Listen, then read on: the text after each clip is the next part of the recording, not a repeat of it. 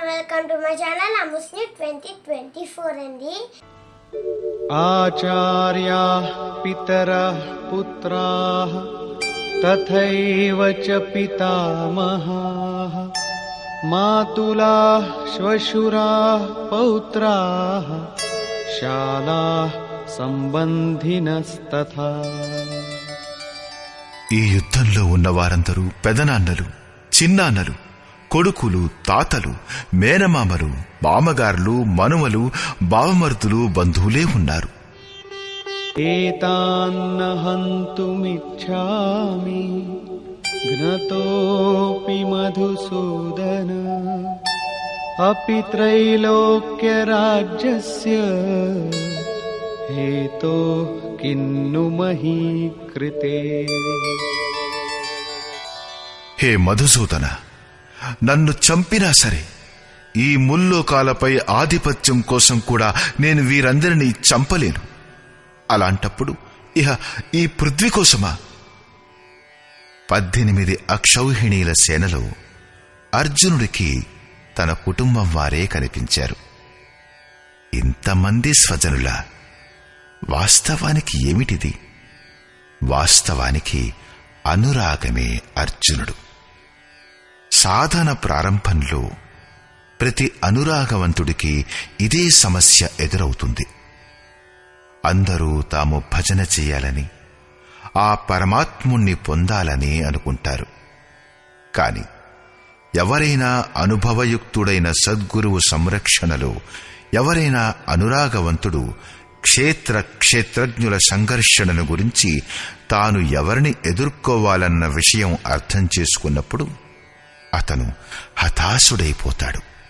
తన తండ్రి కుటుంబంతో, మామగారి కుటుంబంతో, మేనమామల కుటుంబాలతో, మిత్రులతో, గురుజనులతో కలిసి ఉండాలని, వారందరూ సుఖంగా ఉండాలని, వారందరికీ తగిన ఏర్పాట్లు చేస్తూ తాను పరమాత్మ స్వరూపాన్ని పొందాలని కోరుకుంటాడు.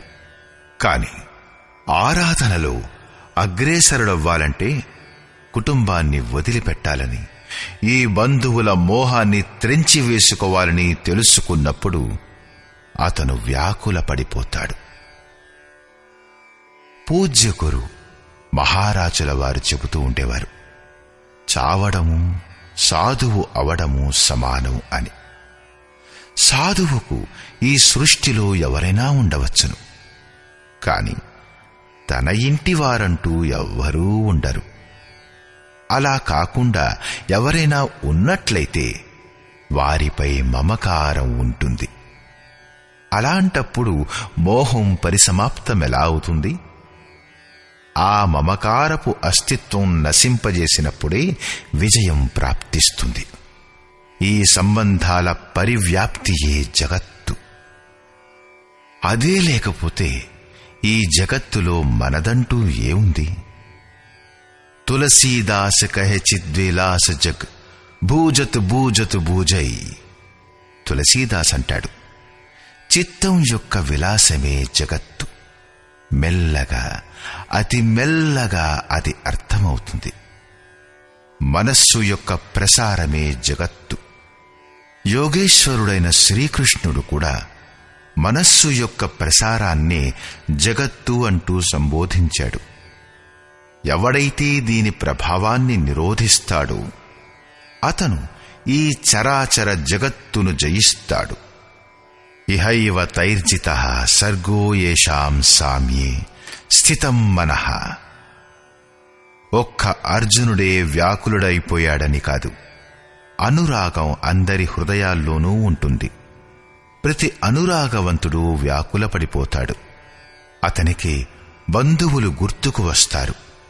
భజన వలన కొంత లాభం ఉంటుందని, కాబట్టి వీరందరూ సుఖంగా ఉంటారని అతను మొదట్లో అనుకుంటాడు. వీరందరితో ఉంటూ ఆ సుఖాన్ని అనుభవిద్దామనుకుంటాడు. ఎప్పుడైతే వీరే ఉండరో అప్పుడు ఆ సుఖాలని ఏం చెయ్యాలి? అర్జునుడి దృష్టి రాజ్య సుఖం వరకే నియమితమైపోయింది. అతను త్రిలోక సామ్రాజ్యమే సుఖానికి పరాకాష్ఠ అని అనుకుంటున్నాడు. ఇంతకు మించిన సత్యం కూడా ఒకటుంది. దానిని గురించి అర్జునుడికి ప్రస్తుతం తెలియదు. నిహత్య ధార్తరాష్ట్రాన్నః కా ప్రీతి స్యాజ్జనార్దన పాపమేవాశ్రయేదస్మాన్ హత్వైతానాతతాయినః. హే జనార్దన, ధృతరాష్ట్రుని పుత్రులను చంపితే మాకు ఆనందం ఎలా కలుగుతుంది? ధృతరాష్ట్ర అంటే దృష్టత యొక్క రాష్ట్రం అని అర్థం. దాని వలన ఉత్పన్నమైన మోహరూపుడైన దుర్యోధనుడు మొదలగు వారిని చంపితే మాకు పాపమే చుట్టుకుంటుంది.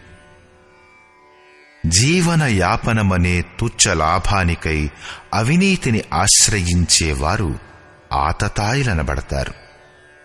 కాని వాస్తవానికి ఇంతకన్నా పెద్ద ఆతతాయి ఆత్మ యొక్క మార్గంలో అవరోధాన్ని ఉత్పన్నం చేసేవాడు.